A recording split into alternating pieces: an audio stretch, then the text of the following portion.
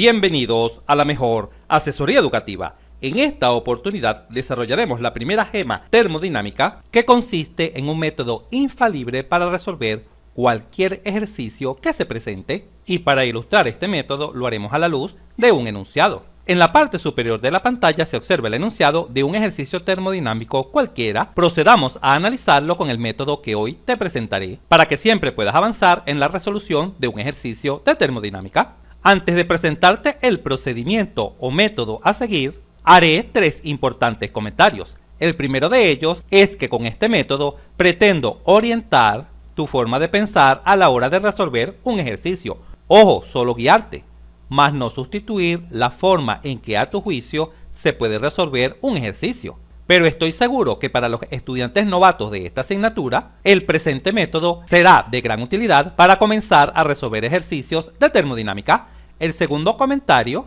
es que este método te permitirá trabajar en forma ordenada y en forma consciente de cada paso, de forma pensada, de forma reflexiva, de tal forma que comprendas realmente lo que estás haciendo. ¿Cuántas veces te ha sucedido que resuelves varios ejercicios pero en forma mecánica, sin pensarlos, o quizás otras personas te lo resuelven, y cuando vas a la evaluación, bien sea una prueba, un examen, un taller, etc., no logras tus objetivos académicos? ¿Por qué? Porque realmente no has comprendido ni has hecho tuyo el verdadero conocimiento que te puede dejar un ejercicio cuando tú lo resuelves. Y el tercer comentario es que este método consiste en 5 pasos. Y cada paso indudablemente siempre permitirá que tengas un genuino aprendizaje de la asignatura. Genial. Pasemos a describir el procedimiento. En pantalla visualizamos los 5 pasos en los cuales consiste el procedimiento que te sugiero para que le saques el mayor jugo a los diferentes ejercicios de termodinámica. Y ya verás que con estos 5 pasos siempre podrás avanzar en tus ejercicios. Este es el primer paso, el saber qué conoces del ejercicio. El segundo paso son las consideraciones, aproximaciones o suposiciones del ejercicio. El tercer paso es saber qué te piden en el ejercicio.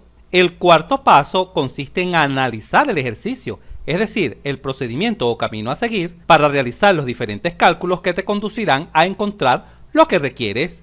Y por último, verificar los resultados para ver si los mismos tienen sentido.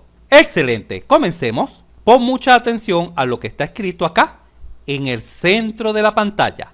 Siempre, pero siempre, podemos retroceder si es necesario. Es decir, al enumerar los pasos a seguir en un procedimiento, el estudiante tiende a pensar de la siguiente manera, que cuando yo termino con el saber, pasa a las consideraciones.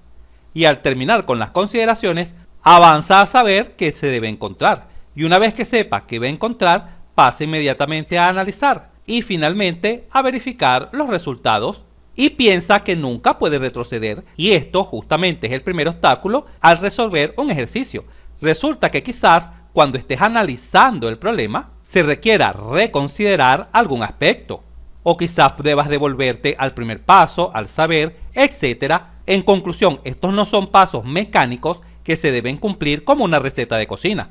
1, 2, 3, 4, 5, no es así. Puedes devolverte desde cualquier paso a cualquier paso. Quizás estés en este paso y requieras devolverte a este paso o al primero, etc. Y también vale comentar que cuando tengas más experiencia, quizás alguno de estos pasos los omitas. Pero escucha muy bien lo que estoy diciendo. Cuando adquieras habilidades, cuando adquieras práctica, en esas circunstancias podrás omitir algunos pasos. Pero ojo, si te enfrentas a un ejercicio y te cuesta resolverlo, te recomiendo el método que hoy te traigo, en el cual te garantizo que podrás avanzar en un alto porcentaje en tu ejercicio. Y pasemos a demostrarlo.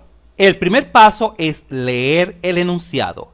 Leerlo en forma consciente, ubicando palabras claves. ¿Cuáles son las palabras claves? Son de 2 tipos. Primero, las que no conoces, y segundo, las que pueden dar luces para resolver el ejercicio. Revisemos este enunciado. Obsérvalo. Un cilindro pistón.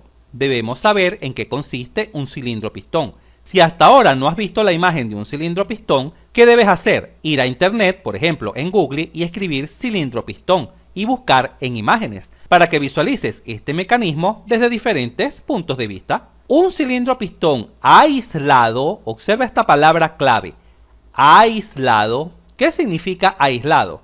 Que entre la parte interna del cilindro pistón y la parte externa no existe transferencia de calor, porque es aislado. Funciona como un termo de café o un termo de agua, etc. Los termos son aislados, justamente para conservar bien sea el calor o el frío en la sustancia. Continuemos. Un cilindro pistón aislado contiene 3 litros de agua líquida saturada. ¿Qué significa agua líquida saturada? Esto significa que la sustancia, que es el agua, se encuentra en estado líquido natural, como el agua que consumes. Ahora bien, esta agua se encuentra a una presión constante, observa acá, constante, de 200 kilopascal. ¿Qué significa constante? Que la presión no varía. Y hasta aquí podemos visualizar también las unidades de los valores proporcionados. 3 litros, 200 kilopascal. ¿Para qué sirve leer las unidades en el enunciado? ¿Para qué? Para saber en qué sistema estamos trabajando. Si estamos trabajando en el sistema internacional o estamos trabajando en el sistema inglés. ¿En cuál de los dos sistemas estamos trabajando? Muy bien, estamos trabajando en el sistema internacional, porque la presión viene en kilopascal. Por lo tanto, estos 3 litros también debemos transformarlos a unidades internacionales. ¿A qué dimensión pertenece el litro? A la dimensión volumen. El volumen viene en litros. ¿Y cuál es la unidad de volumen en el sistema internacional?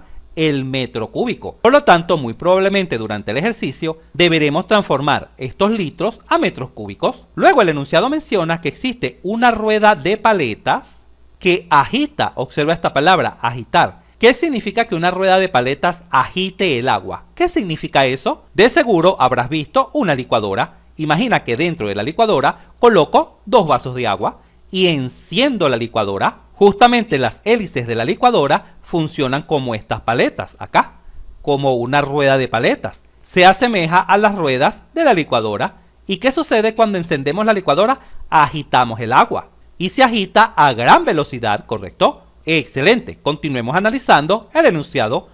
Con un trabajo igual a 450 kJ. ¿Qué quiere decir esto? Que al agitar las paletas, al agua entra una energía de 450 kJ. O en palabras más sencillas, cuando enciendes la licuadora, la cantidad de energía que le estás entregando al agua es de 450 kJ.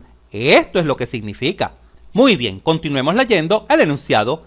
Mientras significa que al mismo tiempo que se agita el agua, está pasando una corriente de 5 amperios durante 1 hora por una resistencia ubicada en el agua. ¿Y qué significa esto? Que dentro del agua se encuentra ubicada una resistencia por la cual se hace circular cierta corriente durante 1 hora. Por supuesto, esta le entregará también cierta cantidad de energía al agua. Muy bien, continuemos. Ahora observa esta última parte del enunciado. Observa. Producto a que se está agitando el agua y circula una corriente por una resistencia ubicada dentro de ella, se evaporan, mira, se evaporan 3/4 del líquido. Es decir, las 3/4 partes del líquido cambian de fase, del estado líquido al estado gaseoso, y lógicamente ya sabemos que todo este proceso sucede a presión constante, porque ya se nos mencionó al inicio del enunciado que la presión siempre permanece constante, y en base a esta información observa que se solicita. Se solicita obtener la diferencia de potencial suministrada. ¿Cuál es la diferencia de potencial suministrada? Es decir, el voltaje que debe tener el circuito eléctrico, de tal forma que, en conjunto con la agitación del agua, se logre evaporar las 3/4 partes del líquido. Este desglose detallado que he hecho del enunciado es el que siempre debes hacer antes de comenzar a resolver algún ejercicio, siempre. Y más aún si estás comenzando en esta asignatura. Y ojo, siempre ten a Google o un diccionario a la mano para ubicar las palabras que desconozcas del enunciado. Más adelante verás que al adquirir habilidades podrás omitir realizar un análisis profundo al enunciado. ¿Por qué? Porque de seguro habrás desarrollado un lenguaje tal que todas las palabras del enunciado te resulten familiares y sepas qué está sucediendo. Genial, continuemos. Recuerda que estamos en el primer aspecto, en el aspecto del saber. ¿Qué significa saber? Todo lo que sabes o conoces del ejercicio. Este paso es fundamental. Acá es donde solemos anotar los datos. El siguiente paso en el saber es ubicar el mecanismo del ejercicio. ¿Existe el mecanismo del ejercicio?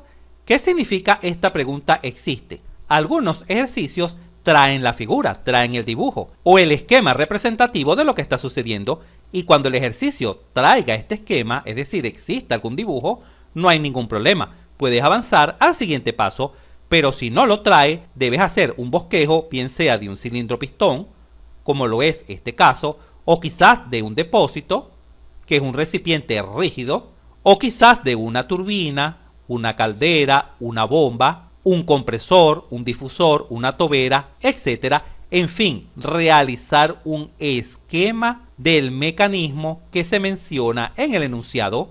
Por lo general, estos dos primeros mecanismos, un cilindro pistón y un depósito, se utilizan en sistemas cerrados. Recuerda que un sistema cerrado es aquel que no comparte masa con los alrededores. En cambio, en un sistema abierto, sí se comparte masa con los alrededores.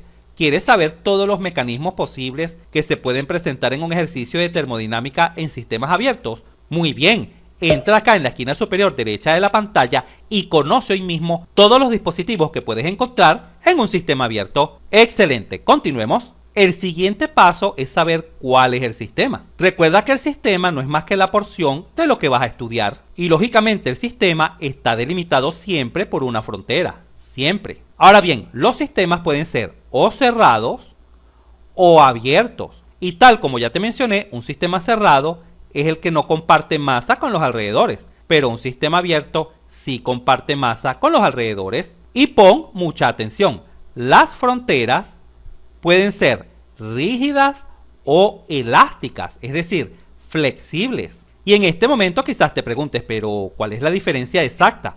Por ejemplo, si tu sistema consiste en la masa contenida dentro de un cilindro a pistón, la frontera será elástica, será flexible. ¿Por qué? Porque el pistón se puede desplazar perfectamente dentro del cilindro. En cambio, si tienes un depósito rígido, cerrado, entonces en este caso la frontera será rígida. En resumen, en la gran mayoría de los ejercicios de termodinámica que contienen un sistema cerrado, la frontera será elástica en la mayoría de los ejercicios, mientras que en los sistemas abiertos, por lo general, la frontera será rígida. Muy bien, avancemos. Una vez que tienes completamente definido el sistema, ahora debes conocer cómo se encuentra ese sistema, es decir, en qué estado se encuentra ese sistema. Y en este momento te preguntarás, pero ¿cómo podemos saber en qué estado se encuentra un sistema? Simplemente observando sus propiedades. Las propiedades utilizadas en termodinámica usualmente son estas: presión, temperatura, volumen específico, energía interna específica, entalpía específica y entropía específica. Estas son las propiedades que te encontrarás en un sistema. Las primeras tres propiedades se llaman propiedades fundamentales. Cuando el sistema es cerrado, además de las propiedades fundamentales, también utilizarás la energía interna. Cuando el sistema sea cerrado. En cambio, cuando el sistema sea abierto, además de las propiedades fundamentales, también utilizarás la entalpía. Y quizás en este momento te preguntes, pero ¿y la entropía cuándo la puedo utilizar? La entropía se puede calcular tanto en sistemas cerrados como en sistemas abiertos. Pero más allá de calcular la entropía puntual, nos interesará calcular la variación de la entropía. Esto es lo que nos interesará calcular. ¿Por qué? Porque si la variación de la entropía es cero, se sabrá que el sistema es ideal, que el sistema es reversible. En cambio, si la variación de la entropía es diferente de cero, se sabrá que existen irreversibilidades, que el sistema es real. Si quieres saber más detalles sobre la entropía, no te preocupes. Recuerda que acá en la Mejor Asesoría Educativa siempre te dejamos toda la mano. Entra acá en la esquina superior derecha de la pantalla y conoce hoy mismo todas las fórmulas que utilizarás para calcular la variación de la entropía. Genial, continuemos. Y en este momento la pregunta lógica es, ¿cómo vamos a relacionar las propiedades? ¿Cómo las vamos a relacionar? ¿Cómo vamos a relacionar la presión con la temperatura o con el volumen específico? ¿Cómo se relacionan entre ellas? Para saber cómo se relacionan las propiedades, debes fijar tu atención en el siguiente paso. Observa. En la sustancia, en el tipo de sustancia. Conocer el tipo de sustancia te te dará el camino a seguir para saber cómo se relacionan las propiedades, pero veamos más de cerca este siguiente paso, la sustancia. Siempre debes saber con qué tipo de sustancia se está trabajando. En este caso, ¿con qué tipo de sustancia se está trabajando? Con agua, lo dice el enunciado. Ahora pon mucha atención a lo que a continuación te voy a mencionar.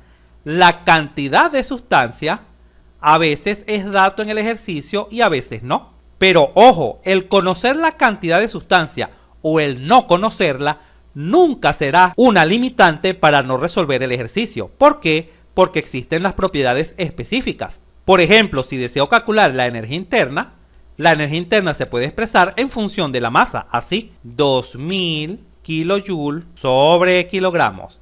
Y listo, este es mi resultado. Perfectamente, no es necesario conocer la masa para conocer la energía interna. Ahora, si conoces la masa, vamos a suponer que te dan la masa, por ejemplo, 4 kilogramos, por ejemplo, simplemente multiplicas tu energía interna específica por la masa. Notarás que la unidad de masa se cancela con unidad de masa, 2000 por 4 es 8000, y por supuesto, 8000 ¿qué? 8000 kilojoules. Y así obtendrás la energía interna en kilojoules sin ningún problema. Pero ojo, repito, si no conoces la masa, vamos a suponer que no la conoces, puedes expresar tu resultado de esta manera, por unidad de masa. Y esta misma historia para la energía interna se repite para la entalpía, para la entropía, para el volumen específico, etc. Independientemente que no conozcas la cantidad de sustancia, puedes desarrollar tu ejercicio sin ningún tipo de problemas. Ahora bien, la cantidad de sustancia puede venir en masa, por ejemplo en kilogramos, o en moles.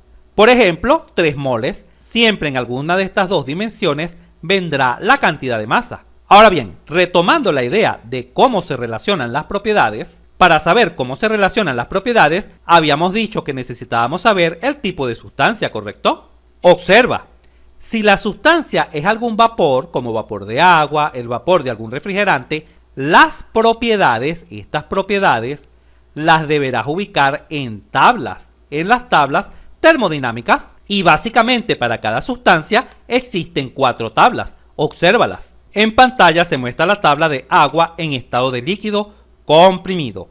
Vale mencionar lo siguiente, para poder utilizar las tablas termodinámicas debemos saber siempre 3 características. La primera, el tipo de sustancia, en este caso es agua. La segunda, el estado en que se encuentra esa sustancia, en este caso es de líquido comprimido. Y la última es las unidades en que se encuentra nuestro ejercicio, en este caso en el sistema internacional, ya que así lo visualizamos en los datos. Y observa acá las unidades de las diferentes variables. La temperatura viene en grados centígrados, que es la unidad internacional de temperatura. El volumen específico viene en metros cúbicos sobre kilogramos. La energía interna y la entalpía en kilojoules sobre kilogramos. Y la entropía en kilojoules sobre kilogramos Kelvin. Estas unidades destacadas en amarillo son las unidades internacionales. Ahora bien, recuerda del domo de saturación. Vamos a desplegar un poco este domo. Vamos a desplegarlo un poco acá. Muy bien, observa este bosquejo de domo de saturación. Recuerda que el domo de saturación divide a una sustancia en 5 fases. La primera, a la izquierda, es el estado de líquido comprimido. Esta curva destacada en azul celeste, azul claro, es la curva del estado de líquido saturado. Toda la zona interna del domo es el estado de mezcla, donde coexisten 2 fases, la de líquido y la de vapor. La curva verde, esta curva, representa el estado de vapor saturado. Y finalmente, esta zona roja representa el estado de vapor sobrecalentado. Esta tabla de líquido comprimido se utiliza para esta zona. Para la zona a la izquierda, destacada en azul. Muy bien, las siguientes 2 tablas son la del agua saturada entrada por temperaturas y la del agua saturada entrada por presiones. Obsérvalo acá. Agua saturada entrada por temperaturas y el agua saturada entrada por presiones. Pero ¿para qué fases se utilizan estas tablas saturadas? Para 3 fases. Obsérvalas acá en el domo. Vamos a proceder a aumentar un poco el domo. Las tablas saturadas se utilizan para la curva destacada en azul claro y la curva destacada en verde. La de azul claro es el estado de líquido saturado, que en las tablas se representa con la letra F, con esta letra, F. Obsérvala acá. Observa la energía interna U sub F. Observa H sub F. Esto significa el valor de la propiedad para líquido saturado. También se utiliza para la zona interna del domo, para la zona de mezcla, cuando existe cierta calidad. Y también la tabla saturada sirve para esta curva verde, para el estado de vapor saturado, que se representa con la letra G. Obsérvalo en la tabla. V sub G, acá V sub G, significa volumen específico en el estado de vapor saturado. Igual para la energía interna U sub G, para la entalpía H sub G y para la entropía S sub G. ¿Y por qué existen dos tablas? Una de entrada por temperaturas y una de entrada por presiones. Porque según la propiedad que conozca, podrás utilizar una u otra. Por ejemplo, en nuestro ejercicio se nos da la presión de 200 kPa. Entonces probablemente debemos utilizar la tabla de agua saturada entrada por presiones. Muy bien. Y por último tenemos la tabla para cuando nuestra sustancia se encuentra en el estado de vapor sobrecalentado. Recuerda que la tabla para el estado de vapor sobrecalentado depende de la presión. Observa acá. Esta porción de la tabla, esta que está acá, es para una presión de 0,01 megapascal o lo que es lo mismo 10 kilopascal. Recuerda que para transformar de megapascal a kilopascal simplemente se multiplica por 1000. 0,01 por 1000 da 10 kilopascal. Igual este otro sector de la tabla. Este es para una presión de 0,05 megapascal o lo que es lo mismo 50 kilopascal. Y así sucesivamente puedes visualizar toda la tabla para las diferentes presiones. Muy bien, continuemos. Pero ¿qué sucede si nos mencionan que nuestra sustancia es un gas? No es un vapor sino un gas, por ejemplo, un gas ideal. En este caso, para relacionar las propiedades, no vas a recurrir a las tablas, ¿no? ¿Sabes a qué vas a recurrir? Vas a recurrir a las fórmulas. Por ejemplo, la ecuación de estado, presión-volumen igual a M, R por T, por ejemplo. Pero claro, esta ecuación de estado también se puede escribir como presión por el volumen específico igual a R por T. ¿Por qué? Porque el volumen específico no es más que el volumen sobre la masa. Así, si esta masa que está acá la pasas a la izquierda a dividir, obtienes volumen sobre la masa y volumen sobre masa es volumen específico. De tal forma que siempre podemos trabajar con volumen específico, tanto para vapores en las tablas como para gases ideales con las fórmulas. En resumen, siempre recuerda que si tu sustancia es algún vapor, deberás trabajar con las tablas termodinámicas para conocer las propiedades, ¿correcto? Pero si tu sustancia es algún gas ideal o un gas real, deberás trabajar con fórmulas para conocer cómo se relacionan las propiedades. Genial. Y el último aspecto del saber consiste en conocer los procesos. En algunos países también se le conoce como evolución. También se le conoce como transformación. De los procesos debemos hacer algunos comentarios. Pero antes, como ya conocemos perfectamente estos primeros 5 aspectos, enunciado, mecanismo, sistema, estado y sustancia, observa cómo se aplican estos aspectos al enunciado del ejercicio. Ya sabemos que nuestro mecanismo es un cilindro pistón, por lo tanto debemos dibujar un cilindro pistón. Observa, acá se visualiza. Pero en este momento te preguntarás, ¿pero qué significa esto amarillo? ¿Por qué esto amarillo? Bueno, por lo siguiente, porque se menciona que el cilindro es aislado. De tal forma que esta zona amarilla representa el aislamiento. Se encuentra aislado tanto el cilindro como el pistón. Te recuerdo que este es el cilindro, este que está acá, destacado en negro. Y este es el pistón o émbolo, el destacado en marrón. Ambos se encuentran aislados. Y por supuesto, dentro del cilindro se encuentra agua en estado líquido, ¿correcto? Ahora bien, ¿cuál es nuestro sistema? El sistema es la porción que vamos a analizar. Y en el 99% de los casos analizaremos la sustancia que se encuentra dentro del cilindro pistón, es decir, el agua. Por lo tanto, podemos dibujar el sistema de la siguiente manera. Observa. Y listo, aquí tenemos el sistema, destacado en naranja. Nuestro sistema. Observa que efectivamente ese sistema contiene fronteras, contiene 4 fronteras, ¿correcto? Y te pregunto, ¿este sistema es cerrado? Por supuesto que es cerrado, porque no existe intercambio de masa con los alrededores.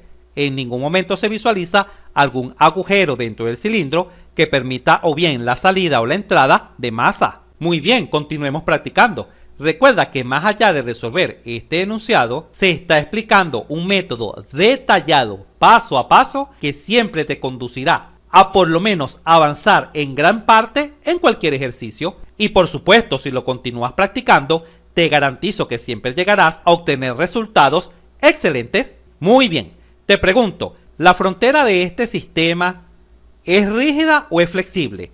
Muy bien, es flexible. ¿Por qué? porque el pistón, este pistón que está acá destacado en marrón, puede moverse libremente por el cilindro, bien sea puede subir o bajar. Ahora bien, ¿cuál es el estado de nuestra agua? ¿En qué estado se encuentra esta sustancia acá? Del enunciado sabemos que se encuentra en el estado de líquido saturado, porque así lo menciona el enunciado, líquido saturado. Obsérvalo acá, mira el enunciado, agua líquida saturada. Muy bien. Y por supuesto sabemos que esta agua se encuentra a una presión de 200 kilopascal. Continuemos. ¿Cuál es la sustancia de trabajo en este caso? Bueno, la sustancia de trabajo es el agua. Acá la podemos representar, H2O, tenemos agua. Y tenemos un volumen de 3 litros. Cada vez que en un ejercicio te proporcionen el volumen, este volumen se llama volumen geométrico, es justamente para que puedas calcular la masa. Y en este momento te preguntarás, pero profesor, ¿cómo puedo calcular la masa conociendo el volumen en litros? De la siguiente manera. Al conocer el estado y una propiedad en que se encuentra tu sustancia, esto te permite conocer el volumen específico. ¿Y a qué es igual volumen específico? El volumen específico es igual a volumen geométrico, dividido entre la masa. Y de acá es bastante, pero bastante sencillo despejar la masa, ¿correcto?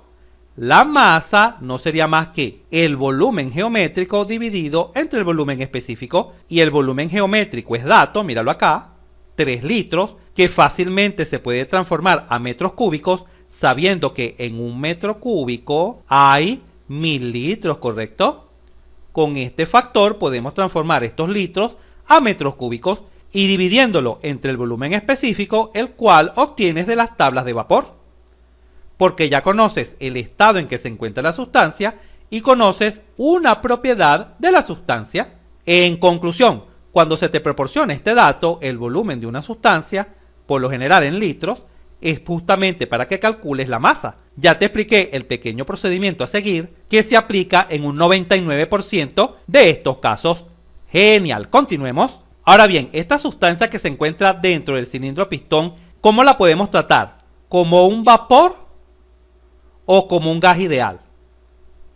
¿Cómo la podemos tratar? Muy bien, como un vapor. ¿Por qué? Porque el enunciado menciona que producto del trabajo efectuado sobre la sustancia se evaporan, observa el enunciado, mira, se evaporan las 3/4 partes, ¿correcto? Y por supuesto, además, el agua líquida jamás se puede tratar como un gas ideal. Por supuesto, nunca. Continuemos. Una vez que se tienen cubiertos los primeros 5 aspectos del ejercicio, ya es hora de fijar nuestra atención en los procesos. Y los procesos requieren de especial atención. Observa los 3 comentarios claves que haré acerca de los procesos. El primer comentario es que gracias a los procesos se pueden suceder los cambios de estado siempre. ¿Cómo puede cambiar de estado una sustancia? Bueno, a través de un proceso. Es la única manera que se suceda un cambio de estado. Y claro, al cambiar el estado de una sustancia, automáticamente cambian sus propiedades, ¿correcto? Probablemente tendrá otra presión, otra temperatura, o quizás algunas de ellas no varíen. Eso puede suceder. Y ojo, en termodinámica vamos a utilizar la letra delta, mírala acá, delta, para denotar cambios. Y cada vez que en termodinámica veas la letra delta, es porque significa final menos inicial. Y en este momento te preguntarás, pero ¿cómo así final menos inicial? Observa las propiedades acá. Fija tu atención acá. Si visualizas un delta T, esto significa siempre temperatura final, que usualmente se denota con el número 2, menos temperatura inicial, que usualmente se denota con el número 1. Siempre final menos inicial. Y por supuesto así con cualquier propiedad, con la que tú quieras. Por ejemplo, con el volumen, una variación del volumen específico será el volumen específico en el estado final menos el volumen específico en el estado inicial. Igual para un delta de energía interna será energía interna final menos energía interna inicial. Igual para un delta H será entalpía final menos entalpía inicial. Igual para un delta de entropía será la entropía final menos la entropía inicial, etc. Avancemos al siguiente comentario acerca de los procesos. Cuando las propiedades permanecen constantes, se utilizará el prefijo iso. Míralo acá, iso. El prefijo iso en termodinámica es muy pero muy utilizado para denotar propiedades que no varían, que permanecen constantes, porque tal como ya te mencioné, en un proceso algunas propiedades pueden cambiar, algunas, pero otras pueden permanecer constantes. Esto puede suceder perfectamente en un proceso. Y en este momento quizás te preguntes, pero ¿cómo se utiliza este prefijo iso? Vamos a suponer que la temperatura permanece constante. Entonces se dirá que el proceso es isotérmico. Así se dirá, mira, isotérmico.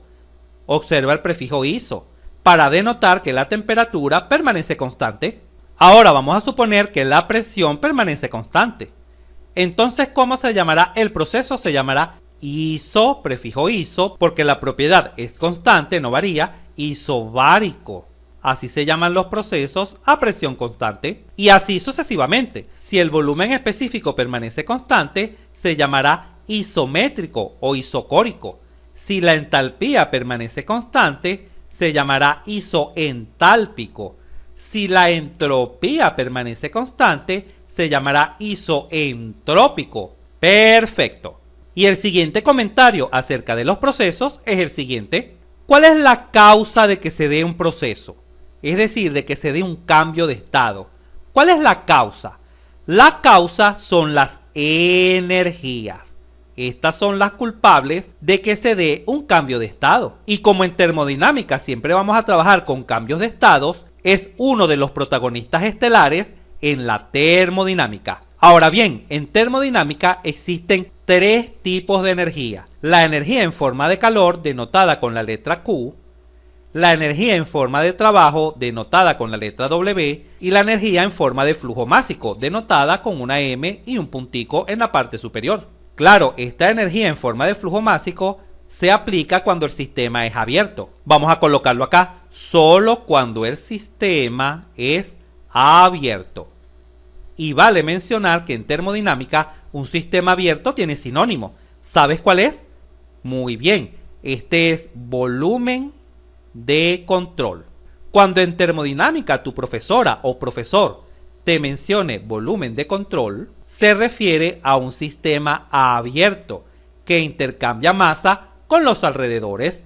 Ahora bien, en este momento es válido pensar cómo aplicamos los procesos a nuestro enunciado. Bueno, ya sabemos que un proceso es un cambio de estado y el enunciado nos menciona que el cambio de estado que ocurre es que se evaporan 3/4 partes del líquido, ¿correcto? Y esto lo podemos representar así, observa.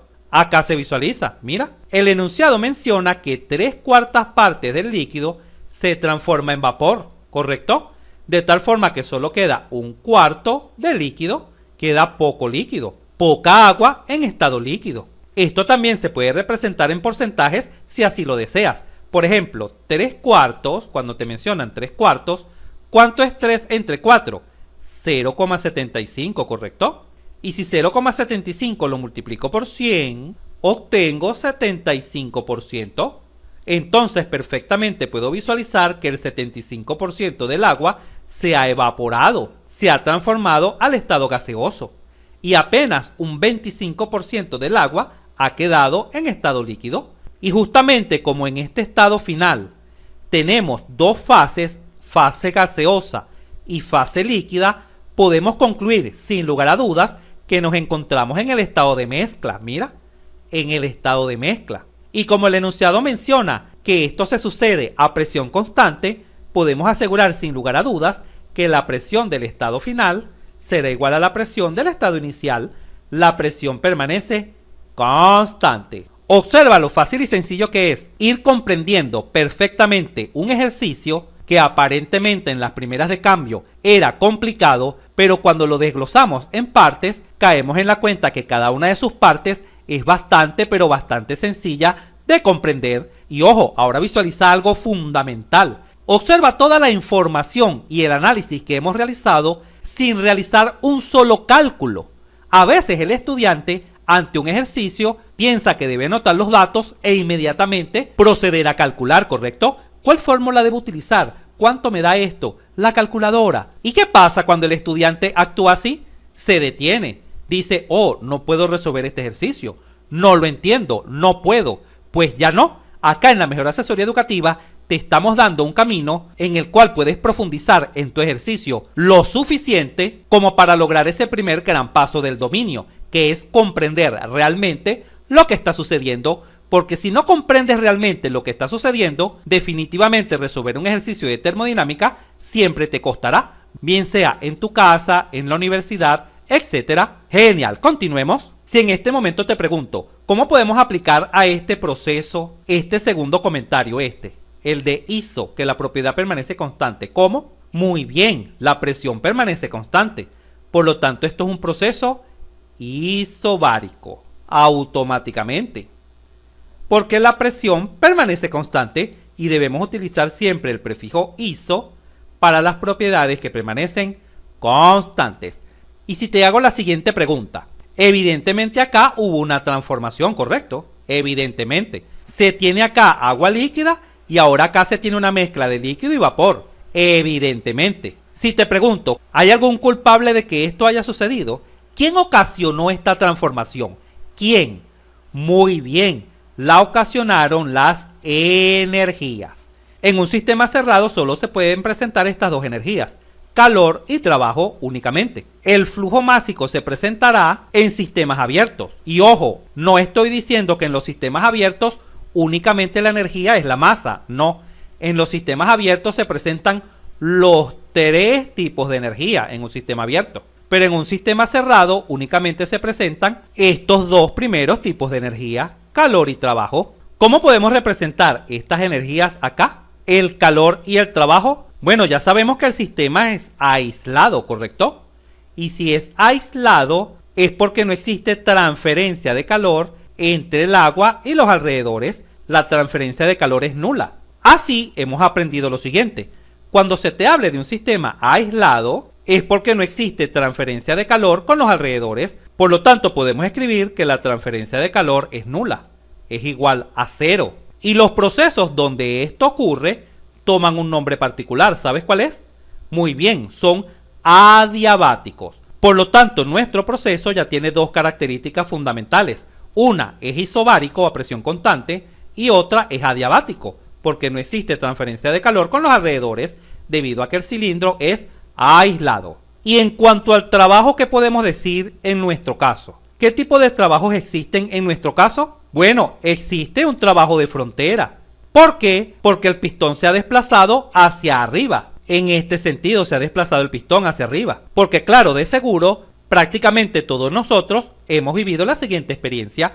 Cuando en la cocina colocas una olla con agua y la tapas, cuando esta comienza a hervir, la tapa comienza a moverse, ¿correcto? Pero ¿por qué comienza a moverse? Porque cuando el agua se encuentra en estado de vapor, tiene mayor energía. La energía suficiente como para hacer mover la tapa. En este caso, como para hacer subir el pistón.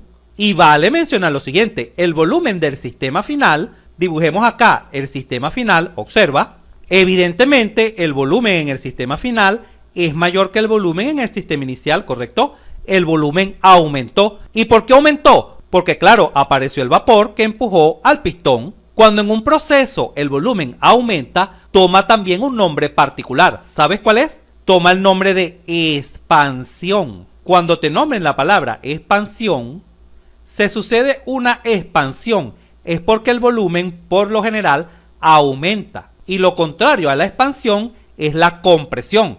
Y por supuesto, generalmente en las compresiones, el volumen disminuye. Vamos a repetir por qué este trabajo se llama de frontera. Porque el pistón es parte de la frontera de nuestro sistema y el pistón se ha movido. Porque claro, la frontera es elástica, es flexible. Por eso se llama trabajo de frontera. Y es el trabajo que hemos venido calculando hasta ahora. El que calculamos cuando la presión es constante o cuando la temperatura es constante, etc. ¿Y por qué a este trabajo de frontera le hemos colocado un signo positivo? ¿Por qué? Porque es un trabajo que sale del sistema, o lo que es lo mismo, es un trabajo hecho por el sistema. Cuando el sistema hace trabajo sobre los alrededores, en este caso el sistema está empujando al pistón, se dice que ese trabajo es positivo siempre. Muy bien. ¿Existe algún otro tipo de trabajo en este caso? Por supuesto. Si leemos el enunciado, también se nos mencionan unas paletas. Vamos a dibujarlas. Acá se visualizan las paletas, míralas acá. Esas paletas van a agitar el agua, tal como lo hace una licuadora. Ahora bien, ¿cómo se llama el trabajo entregado por las paletas? Este trabajo en termodinámica puede tomar dos nombres: trabajo de eje o trabajo de flecha. Cuando veas estos dos tipos de trabajo en termodinámica, se refieren al trabajo hecho por un torque, por algo que rota. En este caso, lo que rota son las paletas. Y por supuesto, este es un trabajo que entra al agua porque se está haciendo sobre el agua. Las paletas están agitando al agua. ¿Por qué? Porque las paletas son las que están moviendo al agua, agitándola, ¿correcto? Por tal razón se dice que el trabajo entra al agua. El enunciado nos menciona que el trabajo hecho por las paletas es de 450 kJ. Míralo acá, 450 kJ. ¿Y por qué lo hemos colocado negativo? ¿Por qué? Por nuestra convención de signo. ¿Qué dice nuestra convención de signo? Que cuando el trabajo entra es negativo. En cambio, cuando el trabajo sale, como el trabajo de frontera, este trabajo es positivo. Muy bien, continuemos. ¿Existe algún otro tipo de trabajo sobre nuestro sistema? Por supuesto, el trabajo eléctrico. Vamos a representarlo. Míralo acá. Hemos representado un circuito eléctrico. Por supuesto, para que circule cierta corriente por este circuito, necesitamos una diferencia de potencial, ¿correcto? Una batería, una pila, cierto voltaje. Observa cómo la resistencia se encuentra dentro del agua. Mírala acá. Esta resistencia se encuentra ubicada dentro del agua y en este momento requiero que pongas particular atención, ya que haré un comentario de vital importancia. Porque la energía eléctrica entregada al agua en este caso se llama trabajo. ¿Por qué se llama trabajo y no se llama calor? Se llama trabajo porque el sistema, denotado por la frontera naranja, se ha tomado como toda el agua. Y acá, pon mucha atención, acá es donde pasa la corriente, ¿correcto? Pasan los electrones. Los electrones cruzan la frontera y como los electrones cruzan la frontera, realizan un trabajo, o en palabras más sencillas, se llama trabajo eléctrico porque el sistema incluye tanto a la resistencia como al agua. Si el sistema se hubiese tomado así, pon mucha atención, vamos a borrar esta parte del sistema, mira, esta parte la estoy borrando del sistema, y tomo como sistema solo el agua, así, solamente el agua, mira el sistema, puedo completar mi sistema aquí, tomar esta porción del agua también, pero estoy dejando fuera del sistema la resistencia, la estoy dejando fuera. En este caso, cuando se deja la resistencia fuera del sistema, se dice que existe una transferencia de calor. ¿Por qué? Porque la única manera en que se dé una transferencia de calor es cuando existe una diferencia de temperatura. Esta es la única manera en que existe una transferencia de calor, cuando hay una diferencia de temperatura. ¿Y qué sucede cuando dejo el sistema fuera de la resistencia? Que el agua se encontrará a una temperatura menor, por ejemplo, 20 grados centígrados, por ejemplo, una temperatura fría, pero cuando por la resistencia circule la corriente, esta resistencia se calentará, así como por ejemplo ocurre en las planchas que utilizas para tu ropa, ¿correcto? Las resistencias se calientan y se calientan a alta temperatura. Por ejemplo, esta resistencia se puede calentar hasta 130 grados centígrados. Por ejemplo, como existe una diferencia de temperaturas entre la resistencia caliente y el agua que se encuentra a menor temperatura, se genera una transferencia de calor, ¿correcto? Y ahora bien, en este momento te preguntarás, pero ¿cómo saber en un ejercicio si debo colocar la resistencia dentro o fuera del sistema? Esto dependerá de lo que te estén preguntando. En este caso preguntan la diferencia de potencial. Y ya sabemos que el trabajo eléctrico, ojo, el trabajo eléctrico es igual a la diferencia de potencial por la corriente por el tiempo.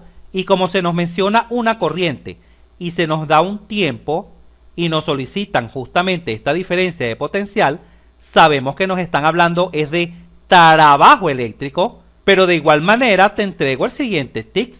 En el 90% de los ejercicios, cuando se te dé un circuito es porque este realiza un trabajo eléctrico. En el 90% de los ejercicios.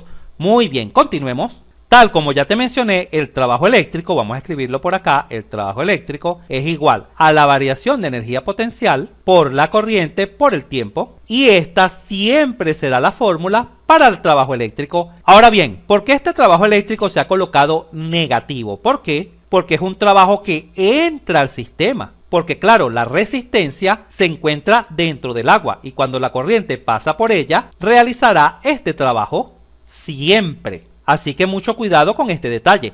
Cada vez que tengas que considerar trabajo eléctrico es porque este está entrando al sistema y por tal razón, como es un trabajo que entra, se considera negativo. Y listo, así hemos finalizado el análisis del saber. ¿Hemos invertido tiempo? Sí he invertido tiempo, pero lo he invertido con todo el cariño del mundo para que aprendas a desglosar en detalle un ejercicio. Lógicamente, cuando estemos resolviendo ejercicios, vamos a aplicar este método mucho más rápido. Pero esta videoclase servirá como el modelo central para aquellos estudiantes novatos que deseen aprender cómo desarrollar un ejercicio de termodinámica independientemente de que puedan hacer algún cálculo o no. Porque como por ejemplo en el primer aspecto, el enunciado, buscar palabras en Google o buscar palabras en un diccionario, esto lo puede hacer cualquier estudiante, ¿correcto? Buscar el significado de las palabras que no conozca, esto lo puede hacer cualquier persona sin ningún tipo de problemas. Y créanme que si tú llegas ante tu profesora o profesor y le dices, profesor, tengo un método para resolver el ejercicio. El primero es que debo comprender el enunciado y he ubicado las palabras de este enunciado. He analizado el ejercicio, mire el esquema que he realizado hasta ahora, etcétera. Te garantizo que en un alto porcentaje tu profesor te verá con muy buenos ojos. Tu profesor pensará que vas por muy buen camino, que quieres aprender y de seguro te apoyará. Genial, avancemos al siguiente paso, al paso de las consideraciones que debemos tomar en cuenta. Acá, en esta zona de la pizarra, hemos dejado un resumen de todo lo analizado hasta este momento. Los diferentes trabajos, las diferentes características del sistema, el tipo de sustancia, el volumen de la sustancia, las propiedades en el estado inicial y el estado final. ¿Cuál es el estado inicial y final?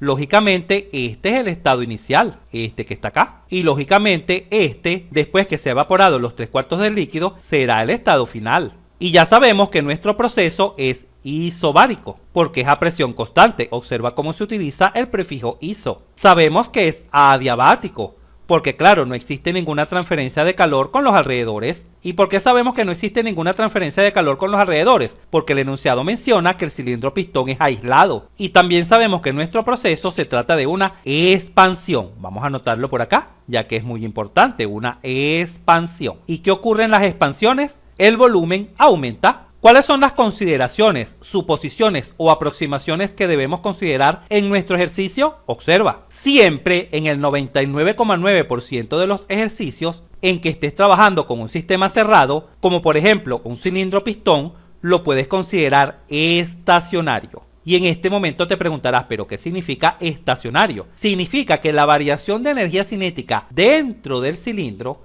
y la variación de energía potencial dentro del cilindro son despreciables. La única energía que se va a considerar dentro del cilindro será la energía interna. Es la única que se va a considerar dentro del cilindro. Por supuesto, vamos a considerar es la variación de la energía interna. Es decir, la energía interna final menos la energía interna inicial. Y repito, esta consideración es prácticamente constante en los diferentes ejercicios de sistemas cerrados en termodinámica. Y es tanto así que se omite. Ya verás que a medida que estés avanzando resolviendo ejercicios, las consideraciones que tomes en cuenta serán muy pocas, porque claro, omitirás suposiciones como estas que ya se dan por sentado. La siguiente suposición que se da prácticamente en el 100% de los ejercicios de termodinámica es que los procesos se consideran cuasi estáticos, o lo que es lo mismo de cuasi equilibrio. Estas dos expresiones son sinónimas, cuasi estático o cuasi equilibrio. Pero ¿qué significa esto de cuasi estático o cuasi equilibrio? ¿Qué significa? Significan lo siguiente, observa acá esta imagen. Supongamos que acá tienes el estado inicial y acá tienes el estado final, acá. Igual abajo, acá está el inicial y acá está el final. Un proceso cuasi estático o de cuasi equilibrio es aquel que se da lentamente, de tal forma que las propiedades de la sustancia, a medida que cambian de estado, permanecen constantes dentro del cilindro. Observa, en el estado inicial se tiene una presión 1 y una temperatura 1. En el siguiente estado se tiene una presión 2 y una temperatura 2. Claro, el pistón subió muy poco, dando el tiempo suficiente que cuando se reacomoden las partículas de la sustancia, en todo el cilindro, en todo él, se tenga la misma presión 2 y temperatura 2. Cuando sube otro poco, solo un poco, en todo el cilindro, todo, se tiene la misma presión 3 y temperatura 3, hasta llegar al estado final, donde se obtendrá una presión 4 y temperatura 4 de manera uniforme en todo el cilindro. En cualquier punto donde te pares tendrás la misma presión y la misma temperatura. En cambio, si tú ejecutas este proceso rápido, ¿qué significa rápido? Que el pistón suba bruscamente, rápido, e inmediatamente pase del estado inicial al estado final, rápidamente. ¿Sabes lo que sucederá? Sucederá lo siguiente, pon mucha atención acá en el estado final, que dentro del cilindro no se tendrán las propiedades de manera uniforme. Por ejemplo, cerca del pistón se tendrá una presión 5 y una temperatura 5 por aquí, cerca del pistón. Pero cuando bajamos un poco, alejándonos del pistón por acá, tendremos otra presión y otra temperatura, una presión 4 y una temperatura 4, observándose claramente que todas las propiedades no son uniformes dentro del cilindro. Y repito, ¿cuándo ocurre esto? Cuando el proceso se da de manera brusca, de manera rápida. Y listo, esta es la principal diferencia entre un proceso cuasi estático o de cuasi equilibrio y un proceso que no es cuasi estático o de cuasi equilibrio. Claro, ojo, este modelo de procesos lentos es un modelo ideal, totalmente ideal, porque en la realidad las propiedades pueden variar. Pero ojo, este modelo ideal ha demostrado arrojar resultados bastante cercanos a los reales. Muy bien, y esto es todo en cuanto a las consideraciones. E insisto, estas consideraciones por lo general se omiten, porque siempre se repiten en todos los ejercicios. Genial, avancemos. El siguiente paso es saber qué debemos encontrar del ejercicio. En este caso, ¿qué debemos encontrar? Bueno, se nos pide la diferencia de potencial en el circuito que realiza trabajo eléctrico. Recuerda que el voltaje tiene como unidad el voltio, que se representa con la letra V, y justamente como debemos hallar la diferencia de potencial, vamos a recurrir a la fórmula del trabajo eléctrico, mírala acá, de donde es bastante sencillo despejar la diferencia de potencial. Observa, la diferencia de potencial es igual al trabajo eléctrico dividido entre estos dos factores que están multiplicando y pasan a dividir. Ahora bien, al examinar este despeje, caemos en la cuenta que para conocer la diferencia de potencial necesitamos la corriente, pero la corriente es dato del ejercicio. Circulan 5 amperios de corriente. Necesitamos saber el lapso de tiempo en que circula esa corriente. También es dato, circula durante 1 hora, pero el trabajo eléctrico no lo conocemos. De tal forma que para conocer la diferencia de potencial, lo único que nos falta por saber es el trabajo eléctrico. Y en este momento te preguntarás, pero ¿cómo conseguimos este trabajo eléctrico? Para calcular el trabajo eléctrico debemos avanzar al siguiente paso, que es el de analizar. Pero ¿en qué consiste este paso de análisis?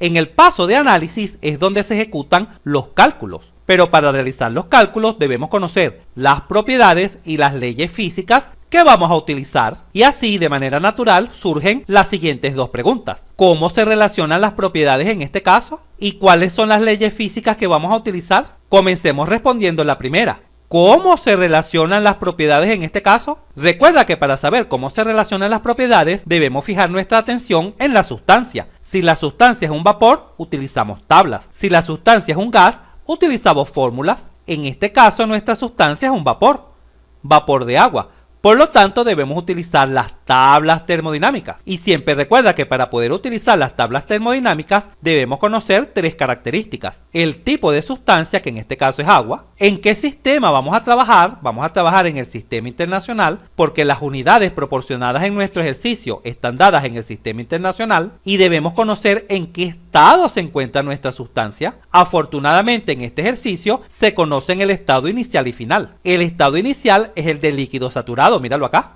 y el estado final es de mezcla. ¿Por qué sabemos que es de mezcla? Porque el enunciado es claro al mencionar que las 3/4 partes del agua se han evaporado, transformándose en vapor, y cuando tenemos vapor y líquido al mismo tiempo nos encontramos en el estado de mezcla. Ahora bien, Ya sabemos que para obtener lo que queremos, que es la diferencia de potencial, debemos conocer el trabajo, ¿correcto? El trabajo eléctrico. Pero, ¿cómo calculamos el trabajo en termodinámica?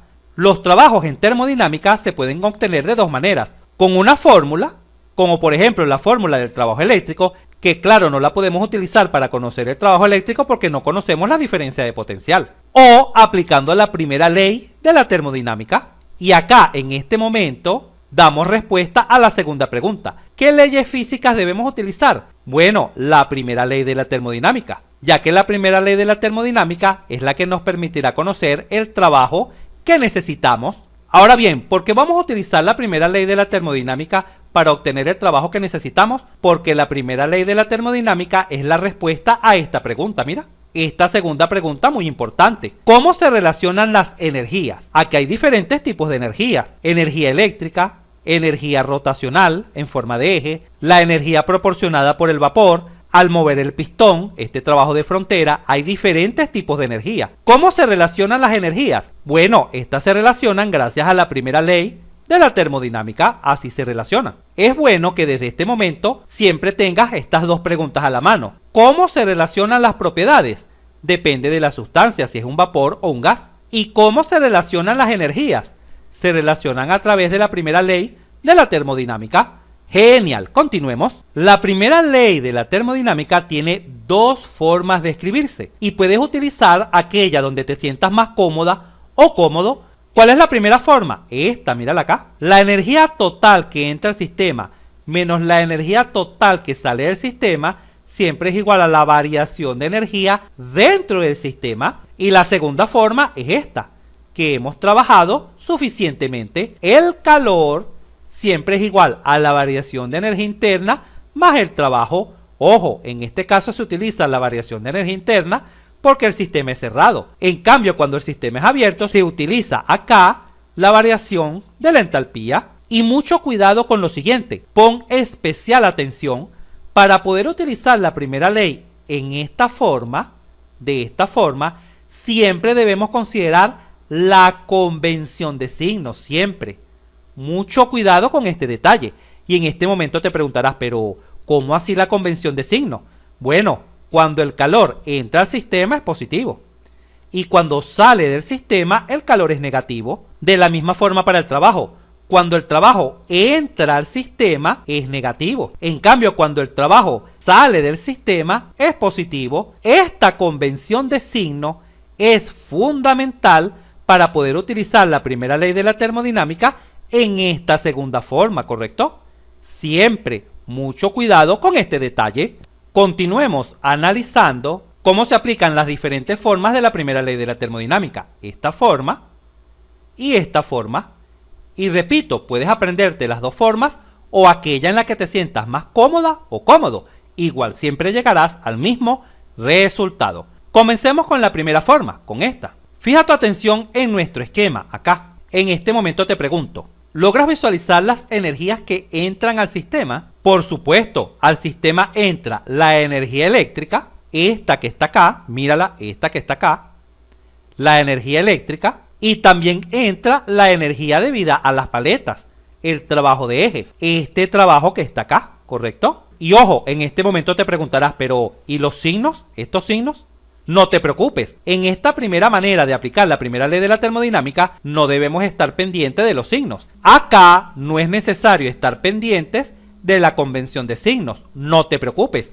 Esa es la ventaja de utilizar esta primera manera. Muy bien, continuemos. Y como estas son las únicas dos formas de energía que entran, el trabajo eléctrico y el trabajo de eje, podemos proceder a sustituirlas así. Observa, el trabajo eléctrico, claro, no lo conocemos, es lo que queremos calcular.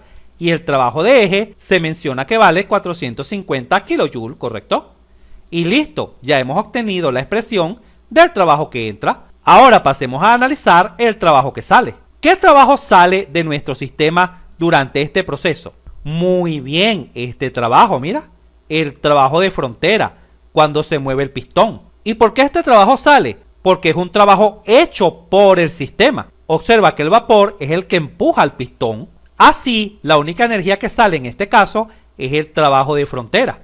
¿Y cómo podemos calcular el trabajo de frontera? Para calcular el trabajo de frontera debemos fijar nuestra atención en el tipo de proceso. Este es un proceso isobárico, mira, a presión constante. ¿Y cómo calculamos los trabajos cuando la presión es constante? Con esta fórmula, mírala acá. La presión, que es constante, por el diferencial de volumen. Siempre esta es la fórmula que utilizamos para calcular el trabajo cuando la presión es constante. Y recuerda que delta B significa volumen específico final menos el volumen específico inicial. Y finalmente, ¿cuál es la variación de energía del sistema en este caso? Como se trata de un sistema cerrado, la única variación de energía que existe es la variación de energía interna, mírala, la única que existe. Es decir, la energía interna final menos la energía interna inicial. Ojo, cuando menciono energía interna final y volumen específico final, me refiero a este estado final. Y cuando menciono energía interna inicial y volumen específico inicial, me refiero a este estado, al estado inicial. Muy bien. Ahora simplemente basta con sustituir estas expresiones. ¿En dónde? Acá. En la fórmula general, acá. Vamos a proceder a sustituirlas. Observa, mírala acá. ¿Cuál es la energía que entra? Bueno, el trabajo eléctrico más el trabajo de las paletas, ¿correcto? Menos este menos. ¿Cuál es la energía que sale? Bueno, la energía que sale ya sabemos que es el trabajo hecho por la frontera, este que está acá. Visualiza que este trabajo se multiplica por la masa. ¿Por qué? Porque ya sabemos que el volumen específico viene por unidad de masa, ¿correcto? Metros cúbicos sobre kilogramos. Y si queremos el trabajo en unidad de energía, en Joule, debemos multiplicarlo por la masa, por eso. Y por supuesto, todo esto debe ser igual a la variación de energía del sistema. ¿Y cuál es la variación de energía en el sistema?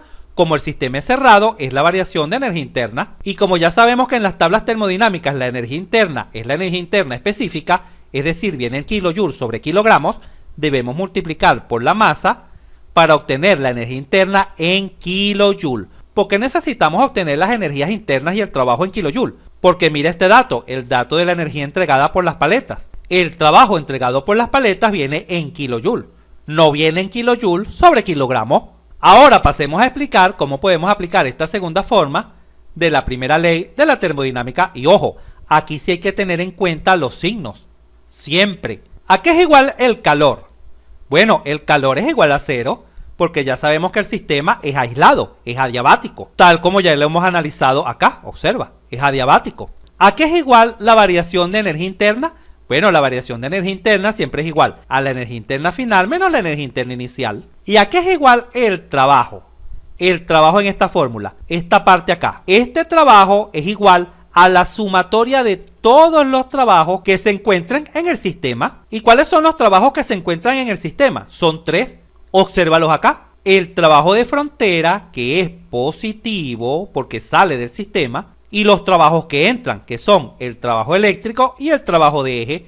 Pero como estos trabajos entran, ambos trabajos son negativos. Mucho cuidado con este detalle de los signos. Y finalmente tomamos estas expresiones y las sustituimos acá, en la fórmula general de la primera ley.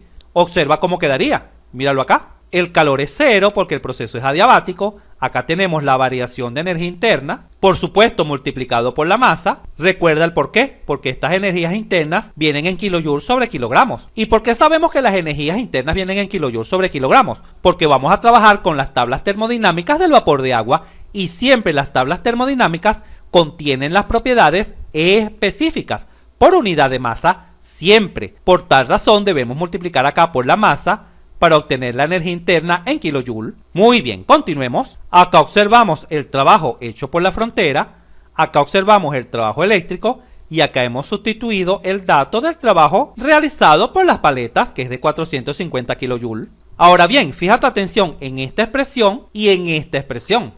¿Son iguales?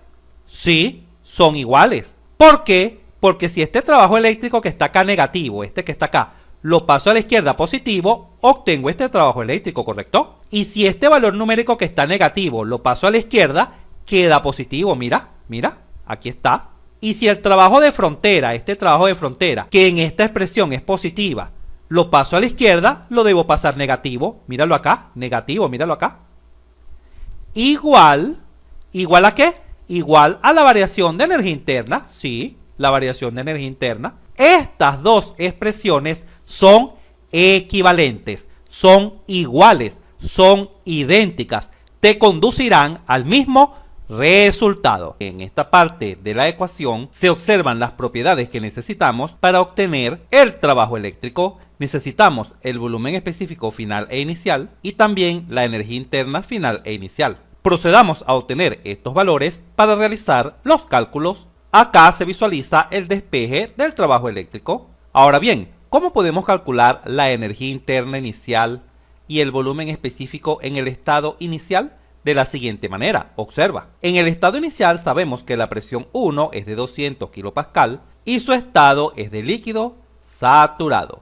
Con esta información nos dirigimos a la tabla de vapor saturado entrada por presiones. Y como el estado es el de líquido saturado, entonces la energía interna inicial será igual a U sub F para una presión de 200 kPa. De la misma manera, el volumen específico inicial será igual a V sub F a una presión de 200 kPa. Procedamos a dar lectura de estos valores en la tabla. En pantalla se muestra la tabla de agua saturada entrada por presiones. Vamos a ubicar en la primera columna de la izquierda la presión de 200 kPa.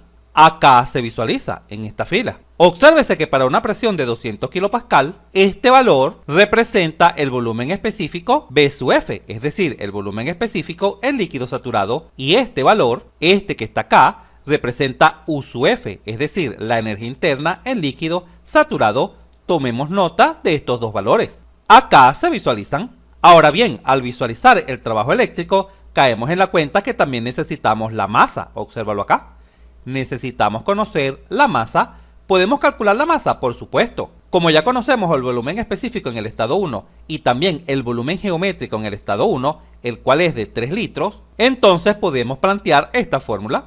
Y de acá es bastante sencillo despejar la masa. Al sustituir se tiene lo siguiente. Obsérvese que se ha utilizado este factor. En un metro cúbico hay 1000 litros. Así, al examinar las unidades, caemos en la cuenta que litro cancela con litro y metro cúbico cancela con metro cúbico, obteniéndose el resultado en kilogramos. Perfecto, unidad de masa. Al realizar esta sencilla operación en una calculadora, se obtiene que la masa de agua contenida en el cilindro pistón es de aproximadamente 2,83 kilogramos. Genial. Finalmente, para obtener el trabajo eléctrico, también necesitamos conocer la energía interna en el estado final y el volumen específico en el estado final. Pero ya sabemos que el estado final tiene una presión de 200 kPa, igual a la presión del estado inicial, ya que el proceso se sucede a presión constante, y también sabemos que el estado final es de mezcla. Y como es de mezcla, existirá cierta calidad. ¿A qué será igual la calidad en este caso? En este caso será igual a 0,75. ¿Por qué? Porque el enunciado señala que se han evaporado las 3/4 partes del líquido. Es decir, las 3/4 partes del líquido se encuentran en forma de vapor. Por lo tanto, simplemente dividimos 3 entre 4 y se obtendrá la calidad. ¿Y cómo se obtienen las propiedades en el estado de mezcla? De esta manera. Obsérvese acá. La energía interna en el estado final no es más que U sub F más la calidad en el estado 2 por U sub Fg.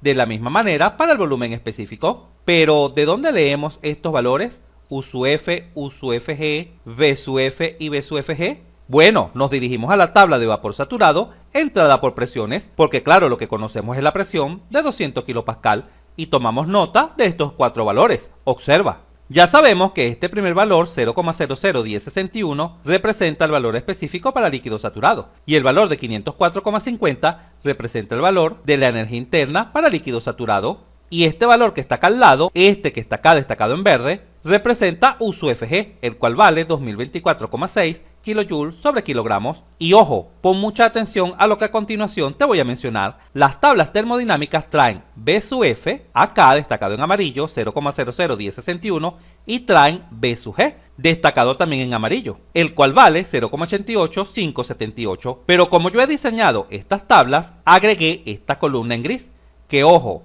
no la traen las tablas termodinámicas. Y en este momento te preguntarás, ¿pero qué valores contienen esta columna que el profesor ha agregado? Contienen los valores de V sub Fg, es decir, la diferencia entre V sub G, que vale 0,88578, menos V sub F, 0,001061, esto para agilizar los cálculos. Por lo tanto, B sub Fg es este valor que está acá al centro y vale 0,884719. Y repito, esta columna no las traen las tablas termodinámicas, yo la he agregado debido a que diseñé mis propias tablas.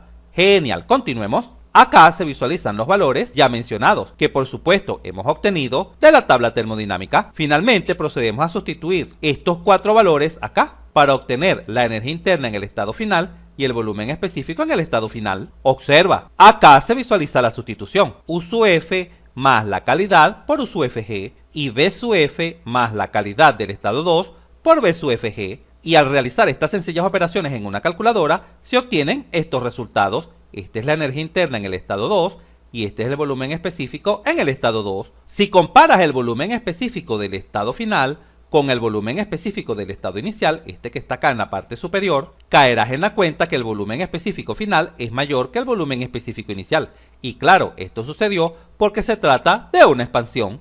Perfecto, ahora ya tenemos todo lo que necesitamos. Acá en esta zona he dejado todos los valores que hemos calculado para poder obtener el trabajo eléctrico. Ahora basta con sustituir estos 5 valores acá, en esta fórmula. Obsérvalo acá. La diferencia de energías internas, acá se visualiza, míralo acá, multiplicado por la masa, acá se visualiza, más la presión, acá se visualiza la presión, por la diferencia de volúmenes específicos, acá está, multiplicada por la masa, acá está la masa, menos 450 kJ.